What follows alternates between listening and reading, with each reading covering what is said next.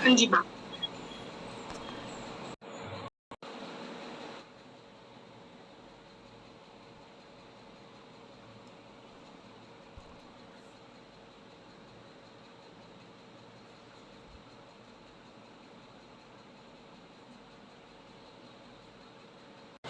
Recording in progress. मतलब एक reaction होता है ना, फेस एक्सप्रेशंस होते हैं ना, उसे समझ आता है whether you are gaining grasping the knowledge or not. Correct? So please guys, सबसे पहले सब अपना अपना कैमरा ऑन कर लीजिए, और टाइम भी ऐसा है, आई एम श्योर सब खा पी के चाय वाय के आराम से रिलैक्स होकर बैठे। करेक्ट? चलो, थैंक यू। कोई बात नहीं विमू मैम, थोड़ा टाइम ले लो, जब पहुंच जाओ तो फिर ऑन कर लेना, कोई दिक्कत नहीं है। ठीक है? सो वैसे तो मुझे बहुत सारे फेमिलियर फेसेस दिख रहे हैं, लेकिन फिर भी the drill will remain the same. Chat box में आ जाइए जरा सब फटाफट से। एंड जिन सबका मेरे साथ में आज पहला इंटरेक्शन है, जिन्होंने मेरे मेरे कोई वेबिनार अटेंड नहीं किया कभी, या कोई क्लास नहीं की, दे will right one in the chat box. And जो ऑलरेडी मेरे एग्जिस्टिंग स्टूडेंट्स हैं, या एटलीस्ट मेरा कोई वेबिनार या कोई फ्री क्लास अटेंड करी है, they will write 2 in the chat box. Ranchi, चलो जी, फर्स्ट टाइम ओके जी, Vimu ji I know you भाई, और okay first time Jojo, Guru Haran Kaur first time, और वन एंड टू बहुत मिक्स आ रहा है। छोटा सा इंट्रोडक्शन से शुरू करते हैं क्लास को। So hello everyone, my name is Shilpi Bansal. I am from Delhi, born and brought up in Delhi. By profession I am a content writer, लेकिन पैशन से मैं एक ऑकल्ट प्रैक्टिशनर हूँ। जब हम बात करते हैं ऑकल्ट की, तो उधर आ जाता है आपका न्यूमरोलॉजी, टैरो, एस्ट्रोलॉजी, वास्तु, यंत्र, मंत्र, तंत्र नहीं बोला मैंने, ओके, आई डोंट डू तंत्र। एक ऐसी विद्या है जिसमें मैं हाथ जोड़ के नमन करती हूँ, लेकिन मुझे इनकी कोई नॉलेज नहीं है। कोई ब्लैक मैजिक, कोई भी ऐसी चीजें, negative spells, we don't do. ये मैंने क्यों यहाँ पे मेंशन किया, द रीजन बीइंग कि जब हम लोग कैंडल स्पेल्स करते हैं, जब हम कैंडल मैनिफेस्टेशन करते हैं, तो कई बार लोग हमसे पूछते हैं कि नेगेटिव तो नहीं होएगा, कुछ नेगेटिविटी तो नहीं आ जाएगी। द रीजन इज नो, क्योंकि मैनिफेस्टेशन करना अलग चीज होती है और ब्लैक मैजिक अलग चीज होती है। ये आपकी नॉलेज के लिए था, ठीक है? Then I have done many such modalities. आज हम लोग यहाँ पे कनेक्ट किए हैं to understand ancestral blessings, ancestral healing, Pitrupaksha, पितृदोष, ये सब चीजें क्या होती है। ठीक है? तो मेरे साथ चैट बॉक्स में थोड़ा सा एक्टिव रहिएगा, so that I can make this session very very wonderful for you. अब मुझे ये बताइए, आप लोगों में से कितने लोग हैं जो अपने पूर्वजों के श्राद्ध करते हैं पूरे रीति रिवाज से during the Pitrupaksha? They will write me in the chat box, या वाई लिख सकते हैं, मैन लिख सकते हैं, अंडरस्टैंड। ओके ओके, और दो ही लोगों के मैसेज आए हैं अभी तक, बाकी सब okay. Paru ma'am, next, that's it. Swapna ji, Sujata ji, आप लोग नहीं करते, ओके, वॉट इट, ठीक है। अब सबसे पहले तो हम ये समझते हैं कि 2025 का पितृपक्ष बहुत इम्पोर्टेंट है। क्यों है ये बहुत important? Because it is starting with an eclipse and ending with an eclipse. ये शुरू होगा चंद्र ग्रहण से, और ये समाप्त होगा सूर्य ग्रहण के साथ। ग्रहण का टाइम वैसे भी दान धर्म का बताया जाता है, जो कि हमारे पूर्वजों से कनेक्टेड होता है। तो it is starting with the ग्रहण, एंड 15 दिन के बाद अगेन देयर इज अ ग्रहण। तो ये वाले बहुत ज्यादा इम्पोर्टेंट है। ऑल्सो इस बार के नवरात्रि भी बहुत इम्पोर्टेंट है, क्योंकि इस बार माता रानी किस पे आ रही है? हाथी की सवारी पे आ रही है। I hope we all know this, ये सारे जो कंसेप्ट होते हैं, आई होप हमें सब पता है। Thank you Paru ma'am. ठीक है, उसके बाद अब जैसे ही गणेश चतुर्थी आई, गणेश उत्सव शुरू हुआ, जिस दिन गणेश जी का 11वें दिन का विसर्जन होता है, उसके बाद ही शुरू हो जाते हैं हमारे पितृपक्ष। जब ये खत्म होंगे तो नेक्स्ट डे से ही क्या शुरू हो जाएंगे, नवरात्रि। सो ये बहुत ही हाई एनर्जी ऑस्पिशियस टाइम होता है to fulfil all our desires, दान धर्म करने के लिए, अपनी मैनिफेस्टेशंस करने के लिए, अपनी विशेस को फुलफिल करने के लिए ये बहुत अच्छा समय होता है। क्यों होता है ये अच्छा समय? क्योंकि अब से लेके दिवाली तक कुछ ना कुछ फेस्टिवल्स आते रहेंगे। ठीक है, अभी गणेश जी है धरती पे, अब पित्र आ जाएंगे, फिर माता रानी आ जाएंगी, लक्ष्मी माता आएंगी, तो क्या होता है, एनर्जी बहुत हाई हो जाती है। करेक्ट? अभी और टुगेदर? परफेक्ट। अब पितृदोष होता क्या है? पितृपक्ष तो हमने समझा कि पितृपक्ष कब से कब तक आता है एंड किस तरीके से हम लोग इसमें सारे रिचुअल्स परफॉर्म करते हैं। कोई लोग श्राद्ध करते हैं, कोई जैसे कि चैट बॉक्स में बताया कि नहीं करते हैं। अभी पितृदोष होता क्या है, पितृ होते कौन है, वो समझते हैं। So all your ancestors, your grandfathers, great grandfathers, your parents, your in laws, जिनकी भी डेथ हो जाती है वो हमारे पितृ बन जाते हैं। ठीक है? एंसेस्ट्रल प्रॉपर्टी बड़ा अच्छा वर्ड लगता है ना हमें, मजा आ गया। अच्छा, क्या हमें एंसेस्ट्रल प्रॉपर्टी मिलेगी? हाँ, गजब, मजा आ गया। करेक्ट? लेकिन हमें एंसेस्ट्रल प्रॉपर्टी के साथ साथ में एंसेस्ट्रल कर्मा भी मिलता है। उप्स, अभी मजा नहीं आया? I will explain how. जो भी हमारे पितरों के बैड कर्मास होते हैं हमें वो भी मिलते हैं। अगर हमारे पितरों ने कुछ गलत किया है तो वो दोष भी हमें लगता है। उनकी प्रॉपर्टी हमें मिल रही है तो हम खुश होते हैं, लेकिन अगर दोष मिलता है तो उसका भी निवारण करना, उस दोष को रेक्टिफाई करना हमारी जिम्मेदारी होती है। करेक्ट? उसके बाद अगर आपके पितृ, उनकी कोई अनफुलफिल्ड डिजायर है, कोई इच्छा अधूरी रह गई, तो पितृदोष लगता है। अगर आप लोग कभी अपने पितरों को याद नहीं करते, श्राद्ध नहीं करते, पिंडदान नहीं किए, पितृदोष लगता है। किसी की सडन डेथ हो जाए, अर्ली एज, यंग एज में कोई घर का सदस्य चला जाए, ठीक है, तो वहां पे भी उसकी कुछ तो डिजायर्स उनकी जो रह गई ना, वहां भी क्या होता है, पितृदोष लगता है। पितृदोष देखने के बहुत तरीके होते हैं, लेकिन हम लोग इजी सिम्टम्स पे जाएंगे। वैसे तो हम हॉरोस्कोप से देख के पता लगा सकते हैं। अगर सन और राहु साथ में होते हैं, मून केतु साथ में होते हैं, इन सब का कहीं ना कहीं इम्पैक्ट आता है हमारे 8वें घर से, जो कि हमारे एंसेस्टर्स का घर होता है। करेक्ट? तो वहां से वी कैन फिगर आउट पितृदोष है या नहीं। लेकिन आई एम श्योर हम सबको एस्ट्रोलॉजी यहाँ पे नहीं आती होगी, देयर वुड बी पीपल जिनको नहीं आती होगी। तो हमें कैसे पता लगा? Through the basic symptoms. Symptoms क्या है? बहुत मेहनत कर रहे हो आप लेकिन ग्रोथ नहीं मिल रही। ठीक है? बहुत ज्यादा मेहनत कर रहे हो लेकिन मनी ब्लॉकेजेस है, फाइनेंसेस स्टक है, आप ये नहीं बोल पा रहे हो कि आई एम सेटिस्फाइड। क्यों? रिपीटेडली कुछ ना कुछ प्रॉब्लम आता जाता है। जब पितृ दोष होता है तो बहुत ही ज्यादा एक बड़ा प्रॉब्लम होता है, विच इज रिलेशनशिप इशू। या तो शादी हो नहीं रही है या शादी चल नहीं रही है।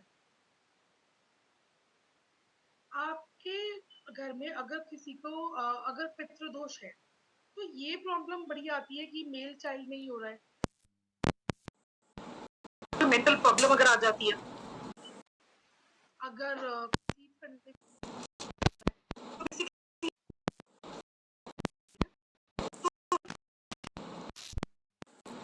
कर आगे नहीं वंश के वंशज नहीं आ, तो ये you have पितृदोष in your family. ये ancestors हैं who have passed away long time back. ठीक है? Now they want to come back. पोता बनके, पोती बनके, नाती बनके, they want to come back. हम लोग क्या करते हैं? जेंडर चेक कराया, अबॉर्शन करा दिया। एक तरीके से पितृ आना चाहते थे और आपने अबॉर्ट करा दिया बच्चा, वहां बहुत भारी पितृ दोष लगता है, पितृ नाराज होते हैं। अगर अभी आज के जमाने में तो इतना कॉमन हो गई है चीजें, बट होता क्या था, अगर पहले किसी ब्राह्मण को पता लग जाता था कि इस लेडी ने अबॉर्शन कराया है, उनके हाथ से पानी भी नहीं लेते। ये इतना बड़ा दोष माना जाता था और आज भी माना जाता है। ऐसा नहीं है कि आज नहीं माना जाता, आज भी बहुत दोष लगता है इन चीजों का। हम कितने भी मॉडर्न हो जाए, कितना भी चांद पे चले जाए, मार्स पे चले जाए, कुछ चीजें, कुछ रीति रिवाज, कुछ ऐसी चीजें जो हमें हमारे पूर्वजों ने सिखाई है, वो चलती रहनी चाहिए। This is why I have brought this workshop for you all guys, क्योंकि ये चीजें करना बहुत जरूरी होती है for a better life, for a smoother life. Great, मजा आ रहा है, समझ आ रहा है, हम जब कर सकते हैं।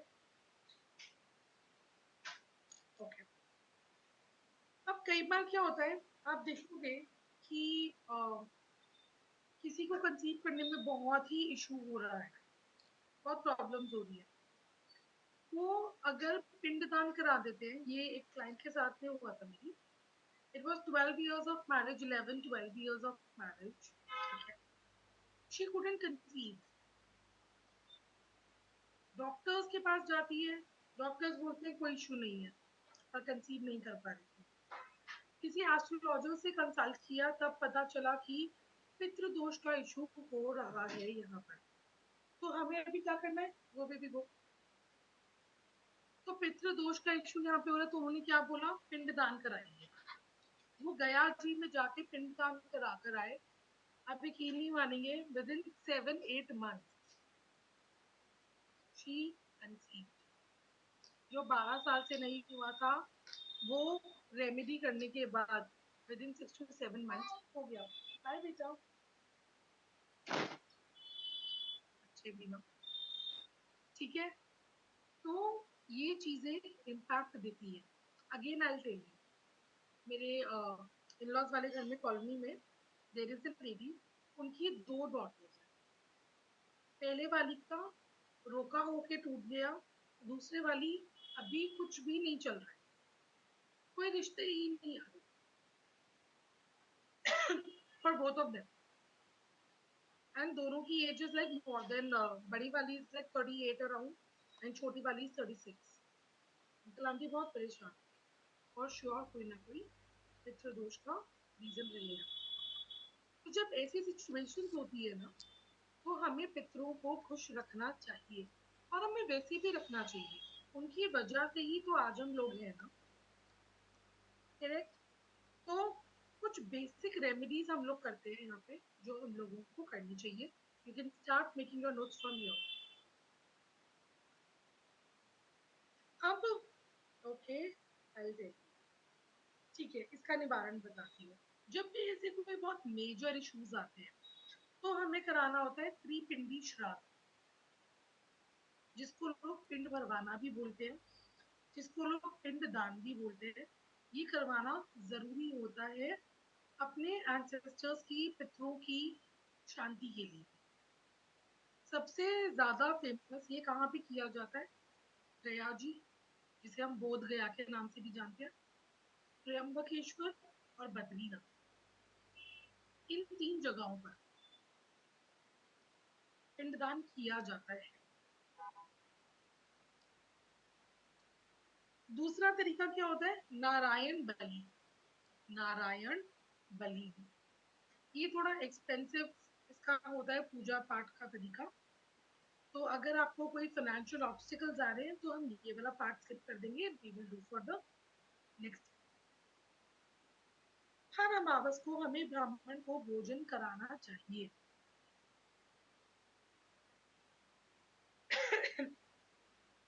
अमावस हमेशा एंसेस्टर्स की होती है। तो आपको कोई भी एंसेस्ट्रल हीलिंग करनी है, एंसेस्ट्रल ब्लेसिंग्स चाहिए, आपको अमावस का दिन वेस्ट नहीं करना चाहिए। क्यों?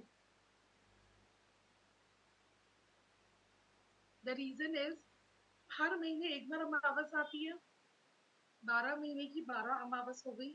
अगर वो 12 दिन आप पूरे विधि विधान से एक ब्राह्मण को भोजन करा दें, अगर आप उसे भोजन घर पे बुला के नहीं करा पा रहे, कोई दिक्कत नहीं है, मंदिर में जाके सूखा ही दे आओ, कम से कम एफर्ट तो लो, पितरों को याद तो करो। सिर्फ इतना भी अगर हम लोग कर लेते हैं ना, आप देखेंगे आपके पितृदोष का इम्पैक्ट, उसका नेगेटिव इम्पैक्ट बहुत बहुत बहुत कम हो जाएगा। अब पितृ है, थोड़ी सी जिद्दी होंगे ना, इतनी जल्दी नहीं मानते, लेकिन अगर आप पूरे डेडिकेशन से अपने रिचुअल्स को कंप्लीट करेंगे, फॉलो करेंगे, तो मान जाते हैं और सब अच्छा हो जाए। करेक्ट। उसके बाद आप क्या कर सकते हैं, जब भी पितरों को अमावस के दिन आप सूखा दें तो कोशिश करें 5 कपड़े भी दें। अगर नहीं दे सकते हैं तो कम से कम सूखा दें। सूखे का मतलब क्या हो गया, खाने पीने का सामान, अनकुक्ड। ठीक है। उसके बाद जब श्राद्ध होता है ना, श्राद्ध के 15 दिन रहेंगे ये, तो जिस तिथि पे आपके पितरों की डेथ हुई थी, जिस दिन वो पितर बने थे, उस तिथि पर, Vimu ji I am coming to that, उस तिथि पर आपको सूखा सामान नहीं देना। उस दिन उनको घर बुलाकर प्रॉपर अच्छे से भोजन कराना चाहिए, उनकी फेवरेट चीजें बनानी चाहिए, चाहे वो छोटी से छोटी कोई बारीक चीज क्यों ना हो। अब जैसे मुझे याद है, मेरे दादू को ना अचार बहुत पसंद था, तो मम्मी जब भी दादू का श्राद्ध करती है ना, तो अचार जरूर रखती है। उन्हें तोरी की सब्जी बहुत अच्छी लगती थी, नींबू का अचार बहुत पसंद था। अब जब यहाँ पे ससुराल में मेरी दादी सास का जब श्राद्ध करते हैं, तो उसके अंदर दही भल्ले और इमरती जरूर होगी, उन्हें बहुत पसंद है। करेक्ट। तो वैसे सबका कुछ ना कुछ रहता है फेवरेट आइटम।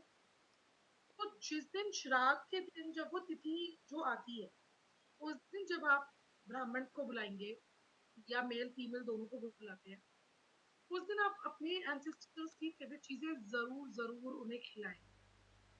ऐसा माना जाता है कि उस दिन ब्राह्मण के रूप में वही आपके घर आए हैं, तो क्या आप उन्हें उनकी फेवरेट चीजें नहीं खिलाओगे, उन्हें खुश नहीं करोगे? ऑफकोर्स करोगे। और उस दिन 5 कपड़े जरूर देने चाहिए।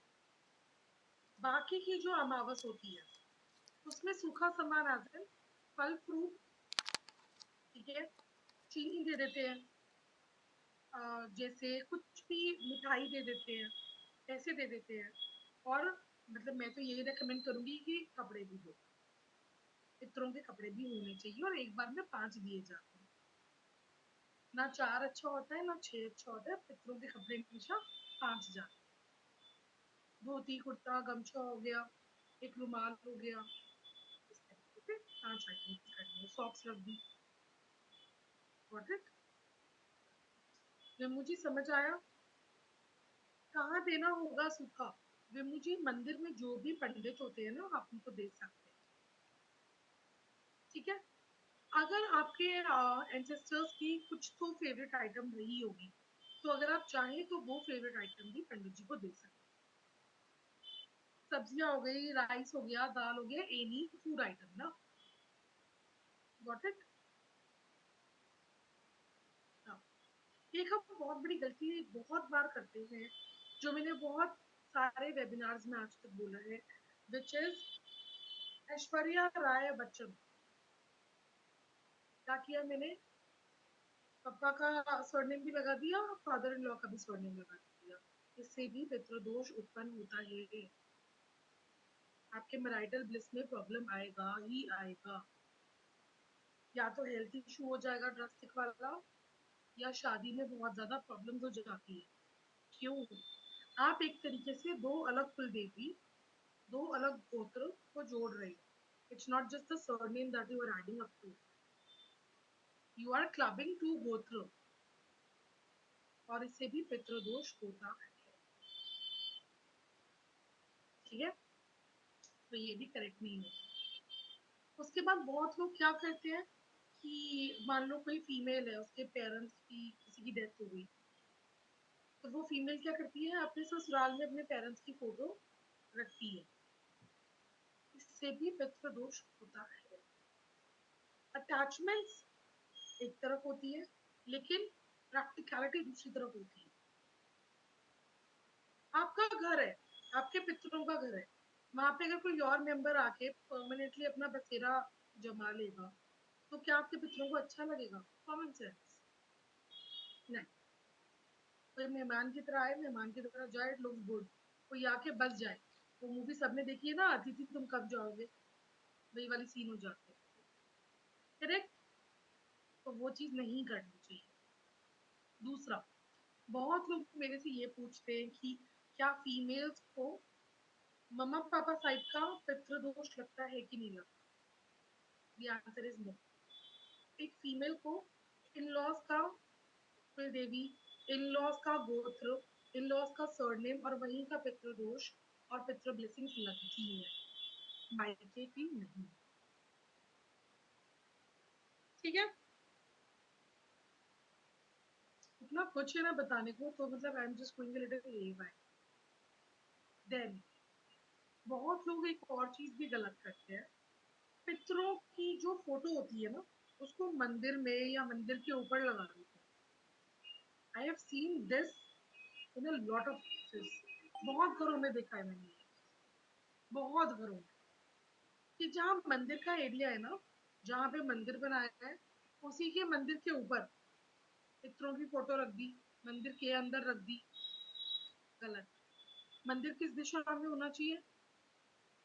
North east. पितरों की दिशा कौन सी होती है? South. You can not club these. Ancestors are powerful, लेकिन भगवान की एक अलग उपाधि है, हम ये दोनों चीजें मिक्स नहीं कर सकते। So we should not do that. Okay?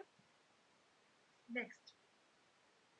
जब भी ग्रहण के दिन आप ब्लैंकेट्स या सोने की as in not gold but beddings अगर आप देते हैं, सिंगल बेड हो गया, गद्दा हो गया, ब्लैंकेट हो गया, बेडशीट का सेट हो गया, दोहर सेट हो गया, पंखा हो गया, ये चीजें जब आप ग्रहण वाले दिन किसी भी पंडित को या ब्राह्मण को देते हैं, तो वो सीधा आपके एंसेस्टर्स को कंफर्ट के लिए लगता है।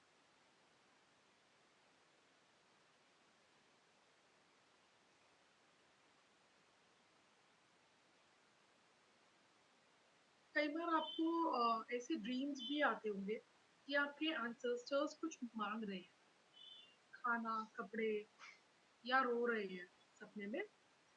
ये अच्छा नहीं होता।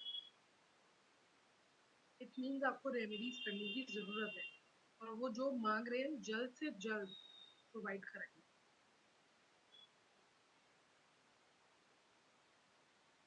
ठीक है, समझ में आ रहा है? इंटरेस्टिंग लग रहा है? ओके, आगे बढ़े प्रीति मैम। अच्छा, हम जहाँ अपने घर में पीने का पानी रखते हैं, हम जहाँ भी अपने घर में पीने का पानी रखते हैं, वो स्थान पितरों का निवास माना गया है। पितर वहाँ निवास करते हैं, तो आपको शाम को वहां पर दिया लगाना चाहिए डेली, पितरों को याद करते हुए। अब इससे पहले कोई मुझे बोले कि मेरे घर में कोई घड़ा तो है नहीं, आरओ है, तो मैं क्या करूं, एक्वागार्ड है, मैं क्या करूं? तो भाई उसी के आगे वहीं पे दिया लगा सकते, मिट्टी का दिया लगाएंगे, एनी तेल एनी हो।